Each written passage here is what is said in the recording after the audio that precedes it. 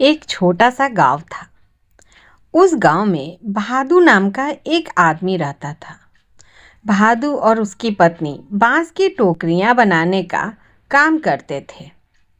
पत्नी के गर्भवती होने पर भादू जंगल में बांस लेने अकेले ही जाने लगा। वह जंगल से बांस काट कर लाता और फिर अपने घर के आंगन में दोनों बैठकर टोकरियां बनाते। टोकरियां बन जाने पर भादू उन्हें ले जाकर हाट में बेच आता। भादू की पत्नी को गर्भ धारण किए 9 महीने से भी अधिक हो गया था, किंतु बच्चे का जन्म नहीं हो रहा था। सुनो जी, मुझे गर्भ धारण किए 9 माह से ऊपर हो चले हैं, किंतु प्रसव होने का नाम ही नहीं ले रहा। तनिक गुनिया के पास जाकर इसका कारण तो पता करो। भादू की पत्नी ने एक दिन भादू से कहा। ठीक है, मैं गुनिया से पूछ कर आता हूँ, भादू ने कहा। भादू पत्नी के कहने पर गुनिया के पास पहुंचा। गुनिया ने भादू की समस्या ध्यान से सुनी और फिर मुर्गे के पंख से भूमि पर वृत्ताकार रेखा खींचते हुए कुछ देर चिंतन मनन किया। भादू उत्सुकता से बैठा बैठा गुनिया की ओर ताकता रहा। कुछ देर बाद गुनिया ने वृत्ताकार रेखाएं खींचना बंद कर दिया। आज से ठीक 1 माह बाद तुम्हारी पत्नी एक पुत्र को जन्म देगी। लेकिन गुनिया ने कहा। लेकिन क्या महाराज? भादू ने डरते डरते पूछा। लेकिन तुम्हारे होने वाले पुत्र पर एक शेर की छाया पड़ चुकी है, इसलिए जब तुम्हारा पुत्र युवा होकर विवाह करेगा और अपने लिए झोपड़ी बनाने के लिए बांस काटने जंगल में जाएगा, तब वह शेर तुम्हारे पुत्र को मार डालेगा। गुनिया ने कहा। इस भविष्य को बदला नहीं जा सकता है क्या महाराज? भादू ने गुनिया से पूछा। डोंगर देव की इच्छा को कोई नहीं बदल सकता। यह कहकर गुनिया ने अपनी आंखें बंद कर ली और कोई मंत्र जाप करने लगा। डोंगर देव उन लोगों के भगवान थे, अतः भादू उसकी इच्छा को बदलने के बारे में कैसे कह सकता था।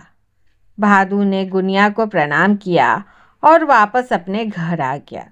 उसने अपनी पत्नी को गुनिया की पूरी भविष्यवाणी नहीं बताई। उसने मात्र यही बताया कि महीना भर बाद उनकी संतान जन्म लेगी। यह जानकर भादू की पत्नी बहुत प्रसन्न हुई। माह भर व्यतीत होने पर भादू की पत्नी ने एक सुंदर बालक को जन्म दिया। प्रत्येक शिशु जन्म लेते ही रोता है, किंतु भादू का पुत्र जन्म लेते ही हंसने लगा। यह देखकर भादू को बड़ा आश्चर्य हुआ, किंतु इसी बात पर उसने अपने पुत्र का नाम हंसवा रख दिया। हंसवा बहुत तेजी से बढ़ने लगा। कुछ ही वर्षों में वह युवा हो गया। उसकी मूछें निकल आई। अपने पुत्र को युवा होते देखकर भादू की पत्नी ने भादू से कहा, अब हंसवा का विवाह कर देना चाहिए। सुनो जी, अब हमारा पुत्र युवा हो गया है, उसकी मूछें भी निकल आई हैं, अतः अब हमें उसका विवाह कर देना चाहिए। भादू की पत्नी ने भादू से कहा। तुम ठीक कहती हो, मैं आज ही हंसवा के योग्य कन्या ढूंढना आरंभ करता हूँ। भादू ने पत्नी को उत्तर दिया। इसके बाद वह हंसवा के योग्य कन्या ढूंढने निकल पड़ा। शीघ्र ही उसे अपने गांव में ही हंसवा के योग्य एक सुंदर कन्या मिल गई। भादू ने उस कन्या से हंसवा का विवाह करा दिया। हंसवा की पत्नी सहित अपने माता पिता के साथ एक ही झोंपड़ी में रहता था, किंतु एक दिन हंसवा की पत्नी ने उससे कहा कि अब उन्हें अपने लिए एक अलग झोंपड़ी बना लेनी चाहिए। हंसवा को भी अपनी पत्नी की बात उचित लगी। उसने अपने पिता से अलग झोपड़ी बनाने के लिए बांस काटकर लाने की अनुमति मांगी। हंसवा की बात सुनकर भादू को गुनिया की भविष्यवाणी याद आ गई। बेटा, अलग झोपड़ी क्या करोगे? ये झोपड़ी भी तो तुम्हारी ही है, भादू ने कहा। आप ठीक कहते हैं पिताजी, किंतु कल को मेरे बच्चे होंगे तो ये झोपड़ी छोटी पड़ने लगेगी। इसलिए मैं और मेरी पत्नी चाहते हैं कि हम इसी झोपड़ी के बगल में अपने लिए एक झोपड़ी बना लें, हंसवा ने कहा। ठीक ही तो कह रहा है हंसवा, भादु की पत्नी ने हंसवा का समर्थन किया। अब भादु अपने पुत्र की संभावित मृत्यु के बारे में अपनी पत्नी या अपने पुत्र को भला कैसे बताता। अतः उसने मन मारकर अपने पुत्र को बांस काटने के लिए जंगल जाने की अनुमति दे दी। लेकिन मैं भी तुम्हारे साथ चलूंगा, भादु ने हंसवा से कहा। हंसवा को क्या आपत्ति हो सकती थी। उसने पिता को अपने साथ लिया और निकल पड़ा जंगल की ओर। जंगल पहुंचकर हंसवा बांस काटने लगा, जबकि भादु बांस काटने का बहाना करके झाड़ियों में छुप गया। अभी हंसवा ने 2-4 बांस ही काटे थे कि वही शेर आ पहुंचा, जिसकी छाया हंसवा पर पड़ने के बारे में गुनिया ने बताया था। शेर हंसवा की ओर लपका। उसी समय भादु झाड़ियों से बाहर निकल आया और उसने शेर के सिर पर कुल्हाड़ी से वार कर दिया। कुल्हाड़ी की चोट से शेर मारा गया। शेर को मरा हुआ देखकर भादु बहुत प्रसन्न हुआ। उसे लगा कि अब गुनिया की भविष्यवाणी का प्रभाव समाप्त हो गया।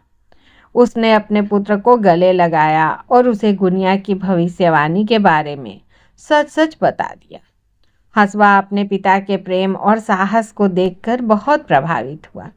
पिता पुत्र मरे हुए शेर को लेकर अपने गांव पहुंचे। हंसवा ने अपने पिता के साहस के बारे में सबको बताया। साथ ही उसने गुनिया की भविष्यवाणी के बारे में भी सभी को जानकारी देते हुए कहा कि आखिर मेरे पिता ने होनी को टाल दिया। गांव में प्रसन्नता का वातावरण छा गया। हंसवा, ये शेर तुम्हारे प्राण लेने वाला था, लेकिन अब यह स्वयं मारा गया, अतः तुम्हें इसकी कोई निशानी स्मरण के लिए रखनी चाहिए, हंसवा के मित्र ने हंसवा से कहा। हंसवा को यह बात जच गई। उसने सोचा कि इस शेर के एक दांत को ताबीज की भांति पहनूंगा। यह विचार आते ही हंसवा ने मरे हुए शेर का मुंह खोला और उसके मुंह में हाथ डालकर उसका एक दांत उखाड़ने का प्रयास करने लगा। उसी समय हंसवा का हाथ उस प्रकार फिसला कि शेर का एक दांत उसकी कलाई में चुभ गया। दांत कलाई में चुभते ही कलाई से रक्त बहने लगा और कुछ ही पलों में हंसवा के प्राण पखेरु उड़ गए। अपने पुत्र के मृत्यु देखकर भादु बिलख उठा। वह समझ गया कि डोंगर देव जो निर्धारित कर दें वो होकर रहता है।